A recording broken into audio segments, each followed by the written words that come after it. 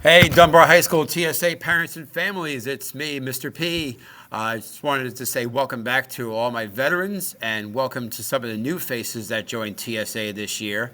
For those of you who are veteran TSA parents and families, I want to say it's good to have you guys back again. For the new parents and families, I want to introduce myself and kind of talk a little bit about what TSA is.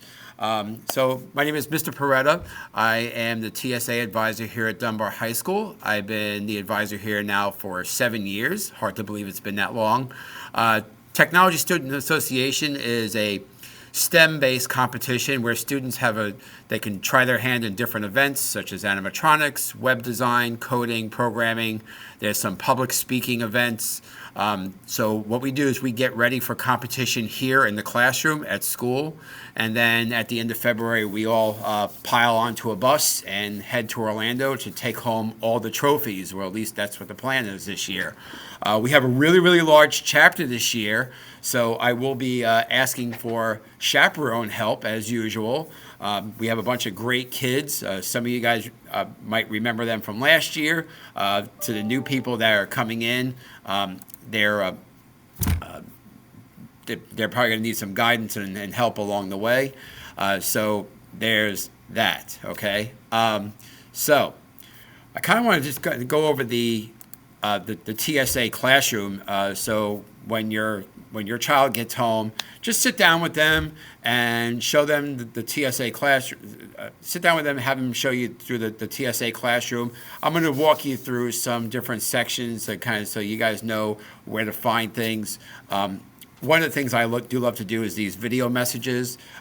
They will range anywhere between 5 minutes on the short side to as long as 20 minutes, depending on how much information I throw in there.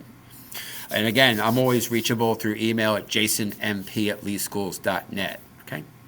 So, in the TSA classroom, first things first is at the competition apparel. Okay. So when we go to Orlando to compete, they are to wear a blue TSA shirt, which looks like this, and the red tie, which I order, and then it'll be delivered here to the school. And then I give it to them, they wear it at a competition, and that's that, right? So in order for the new people who are new to the chapter this year, just have them buy a shirt and tie. Just have them write a check out for $50, made payable to Dunbar High School, and I'll get the money, put it in the TSA account. We'll order the shirts, and everything is good to go. Okay. I am asking for that money by September 26th, okay? Because what's going to happen is I'm going to shut the order form down, and then I'm going to place the order, and then we should get the shirts in about 2 weeks, 3 weeks time, okay? So coming down here, I do have some member requirements.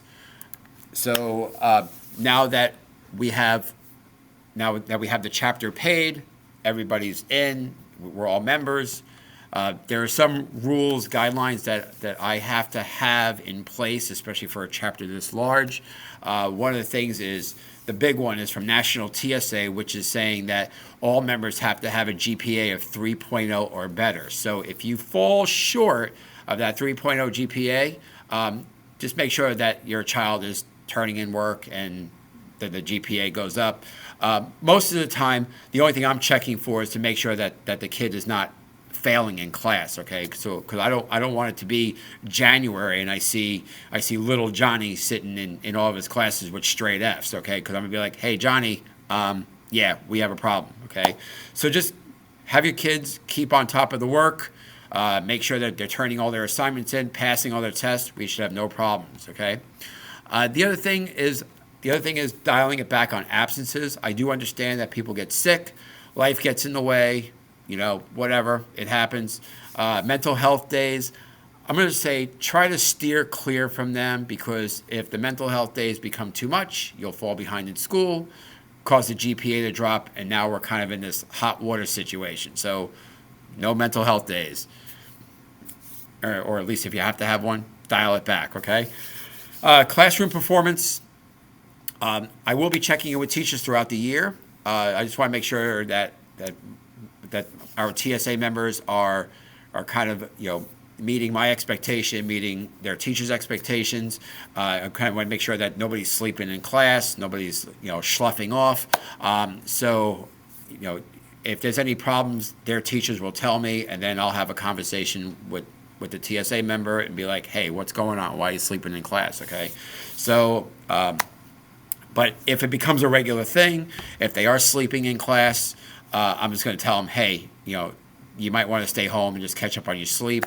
If that happens, unfortunately, there's no refunds, because once I get the money, it's paid out. I can't get that money back, okay?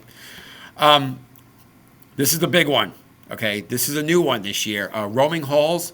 I don't want to see TSA members roaming halls, okay? If I see TSA roaming halls, and if they're caught by administration or security and they're sitting in ISS for the day, that's it. Game over, okay? Because really the behavior management starts here at the school. If we can get everybody on board with the behavior side of things here, we should have no problems in Orlando, okay? One of the things I tell my TSA members is keep the nose clean, okay? Which means stay out of trouble. No in-school suspensions, no out-of-school suspensions, okay? Try to, no timeouts. Just stay out of trouble. If we set the discipline expectations here, behavior management here at the school, again, no problems in Orlando. I will say this, it's very rarely a student loses their mind, but here's where accountability kicks in. Make sure that your kid is looking after and looking out for another kid. Okay, so if they're in TSA together, just say, hey, you might want to check yourself, right? So try not to lose the mind, try not to get in trouble. Again, just be the leader, not the follower, right? Communication. I expect this out of all my members in TSA. If there's a meeting they can't make because sports, another club, math team. They have to go home because they have to go to work, whatever. Just let me know, let the team know. Again, the more we communicate, the more we know what's going on, and there's no surprises later on, right? And then if your child is in the IB program, we had an issue last year where we had a student plagiarize and cheat, and I told him, hey, you might not want to go to competition because you're kind of in this hot water with your teachers. He was able to kind of correct it and fix his problem, and then he was able to go. So really, I'm just looking out for the IB kids this year to say, look, just do the work, get the work done. Don't cheat, don't plagiarize. Okay, if you're coming up short on IB requirements, look, talk to Mrs. Bache. She's our IB coordinator.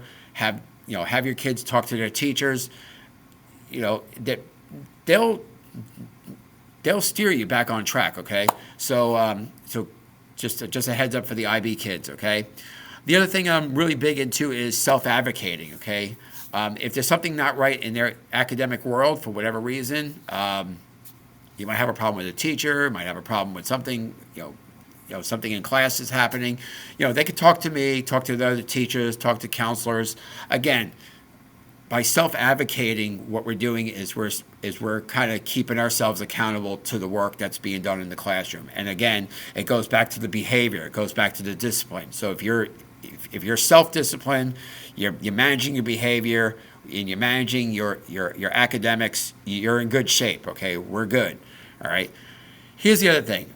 For my dual enrollment kids, I have no way of checking up on you, okay? The only thing I'm asking is for the parents of those dual enrollment kids to just keep on them. Just make sure that they're turning their work in, they're showing up to class. If they're doing that, and they're passing, they're getting B's and A's, I'm okay with that, okay? You don't have to email me their report card. We're good, okay? Just make sure that they're showing up to class, all right? So there's that. The other thing I have in here in the TSA classroom is our competitive event guides. These are the guidelines that your child is going to follow depending on what event they're choosing, okay? So each event has their own different types of guidelines. It is important that they read these guidelines because there's 40 of these CRGs, or the competitive resource guides, and there's 50 of these TSA kids. I am not memorizing all 40 CRGs. It's not going to happen. So it's really on them to really know their event and know their event well. Because when they go to competition, they are going to be the experts on whatever it is they're competing in. Okay, so make sure that they're thinking about what events they're going to do, because we're going to go over these CRGs on Thursday. I usually do a presentation on how to read the CRGs. That way they're going to score the highest points possible. We're going to select our events, and then that's when the craziness begins after that, okay? And then lastly, let me go to classwork. Paid members, well, you're all paid members. If you have not applied yet, make sure that you apply for a chapter officer position. Everybody can apply. The only thing I ask is that the freshmen do not apply for a president position, because they have to know what they're managing before they get into it. Okay. Usually freshmen, they'll come in and they'll run for sergeant at arms, they'll run for treasurer, they'll run for a lower rank position. So if there's a freshman in this application, I'm not going to open this up only because I have people in there right now and I don't want to expose the candidates. But freshmen can apply. Okay. So if your freshman is interested in running for officer, great. Awesome. But president, they can't do it. Okay, you have to be a sophomore or higher to be president. Okay. Other than that, that is it. The only big thing I have right now is the competition apparel. You need to cut a check to Dunbar High School for $50. That's a shirt and a tie, and then that money needs to be in to me by September 26th, okay? I will send out another one of these videos next week just to do a reminder. And then if there's any other information that comes up, which usually there is, I will make sure I post a video to the Google Classroom, which will also be on my YouTube channel, that the link will go back to my school's YouTube channel, okay? So that's it for me, guys. If you have any questions, shoot me an email, jasonmp@leeschools.net. Talk to you guys later. Bye.